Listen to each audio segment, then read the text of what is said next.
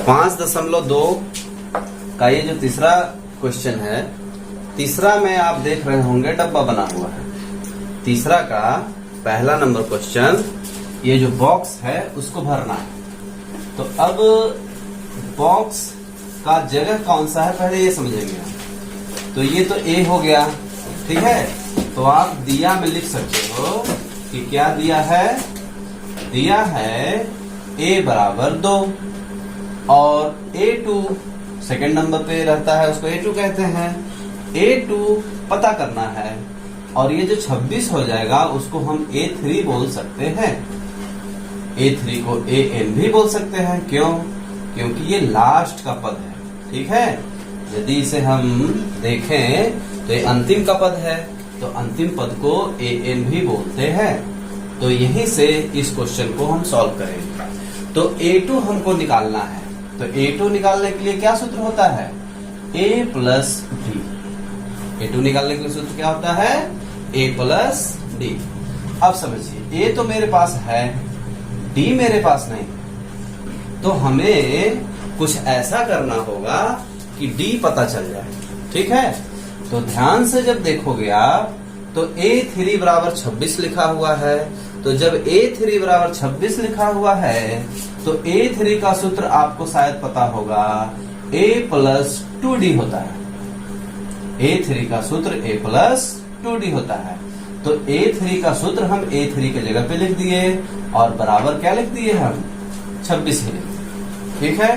तो जब इसे हम लिखे तो अब ध्यान से देखिए, a के जगह पे हम 2 लिख सकते हैं क्योंकि a का मान क्या है, 2 है। अब और थोड़ा सा ध्यान दें तो संख्या के पास जाता है, यानी कि यहाँ प्लस है, इधर जाएगा तो किसमें हो जाएगा, माइनस में हो जाएगा। उसके बाद इसको घटा देंगे, 24 आ गया।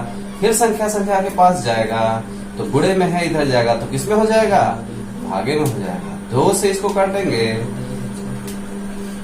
2 एक कम 2, फिर इससे 2 एक कम 2 और 2 दूना 4, यानी d बराबर क्या आ गया आपका, 12 आ गया। यही तो पता करना था। जब d हम पता कर लिए तो हम बड़े आराम से a2 निकाल सकते हैं। तो a2 के लिए क्या करेंगे हम, अब कुछ नहीं करना है, d का मान रख दीजिए। तो आपका आंसर क्या आ गया, 14 आंसर आ गया। अब देखिए, सेकंड नंबर क्वेश्चन में पहले में बॉक्स बना हुआ है, दूसरा में 13 दिया हुआ है और तीसरे में बॉक्स बना हुआ है और फिर लास्ट का दिया हुआ है।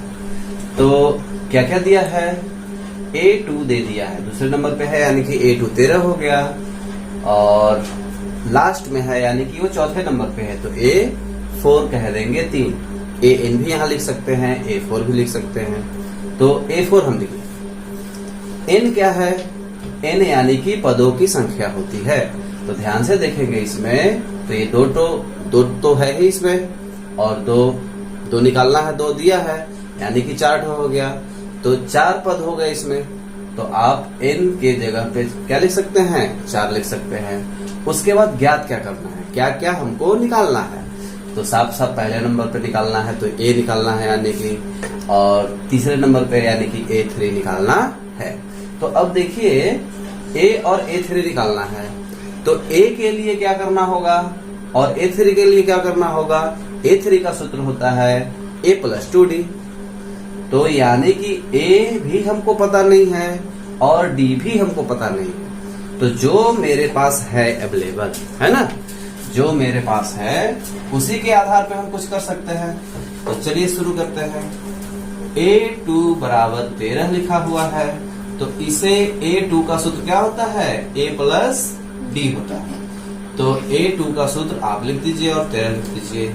ये एक तरह का समीकरण है, ये एक तरह का क्या है, समीकरण है। 2 तरह के चर राशियों का ये समीकरण है। तो इसे हम कह सकते हैं 2 चर वाले रैखिक समीकरण। 3 पार्ट में आपको 2 चर वाले रैखिक समीकरण पढ़ना है, उसमें आप पढ़े होंगे। तो इस तरह का कुछ आपको क्वेश्चन दिखाई दिया होगा। तो इसे पहला समीकरण बताएं। दूसरा को लेके चलिए, जो दिया है a4 बराबर 3 दिया हुआ है। a4 का सूत्र होगा a प्लस 3d बराबर 3। ये आपका दूसरा समीकरण बन जाएगा। अब ध्यान से देखिए, ये दोनों समीकरण में ये एक जैसा दिख रहा है, तो इसे यदि हम घटा दें, इन दोनों समीकरणों को यदि हम घटा दें तो हमें D प्राप्त हो जाएगा। कैसे प्राप्त होगा? देखिए, एक को 2 से हम क्या कर रहे हैं? घटा रहे हैं। तो एक को लिख दीजिए यहां पास और समीकरण 2 को भी लिख दीजिए यहां पास। अब इसे हम क्या करने जा रहे हैं? घटाने जा रहे हैं। तो ये चर राशियां हैं। चर राशियों के घटाना के लिए क्या होता है? नीचे का चिन्ह बदलता है। घटाना का नियम आपको पता हो तो याद रखिए, नीचे का चिन्ह बदलता है। तो यहाँ प्लस है छुपा हुआ तो माइनस हो जाएगा, यहाँ भी प्लस है तो क्या हो जाएगा? माइनस, यहाँ भी प्लस है तो क्या हो जाएगा? माइनस हो जाएगा। तो इन समीकरण का नीचे का चिन्ह हम क्या कर दिए? बदल दिए। अब देखिए, यहाँ प्लस है, यहाँ माइनस है, प्लस माइनस क्या हो जाएगा? माइनस हो जाएगा। तो 13 में से 3 जाएगा तो कितना बचेगा? 10 बचेगा। यहाँ प्लस है, यहाँ माइनस है, प्लस माइनस क्या हो जाएगा? माइनस। यानी कि एक ए में से एक ए को घटाना पड़ेगा, तो क्या आएगा? कुछ नहीं आएगा। अब यहाँ प्लस माइनस क्या होगा? माइनस। तो आप 3D है, यहाँ 1D है, तो 3 में से 1 को घटाएंगे तो क्या बचेगा? 2D बचेगा। ध्यान रहे, ये माइनस का चिन्ह बड़ा है तो वो यहाँ अवश्य लिखेंगे। अब देखिए ध्यान से, यहाँ माइनस 2D बराबर 10 आ गया है। अब D अपने जगह पे रहेगा, ये संख्या के पास जाएगा, गुणे में है तो क्या हो जाएगा? भागे में। याद रखें, गुणा वाला जब भागा में उधर होता है तो उसका ये वाला चिन्ह नहीं बदलता है। ठीक है, अब इसे काट देंगे आप। तो 2 1 कम 2, 2 पंचे 10, माइनस का माइनस यहाँ आपका रहेगा ही। यानी D आपका कितना आ गया? -5 आ गया।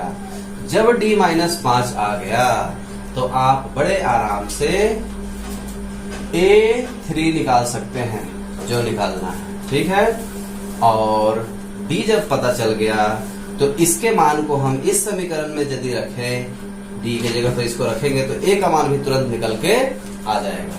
तो सबसे पहले हम क्या करेंगे? D के मान को समीकरण 1 में रखने पर, इसमें रख रहे हैं, ठीक है, तो इस समीकरण को पहले यहां लिखिए और फिर मान को यहां रखिए। तो -5 रखेंगे D के जगह पे, ठीक है, बराबर 13। तो माइनस उधर जाएगा तो क्या हो जाएगा? प्लस हो जाएगा।